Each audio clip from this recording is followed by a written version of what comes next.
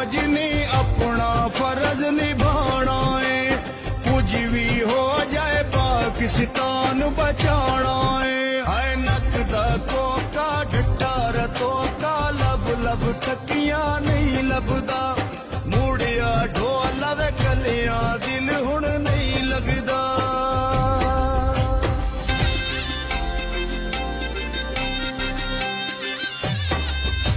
नारा गज वज के हर मैदान चलाया है, औखे वेले फौज ने मुल्क बचाया है। हाय नकदा कोका डठा रतोका लब लब थकियां नहीं लभदा, मुड़िया ढोला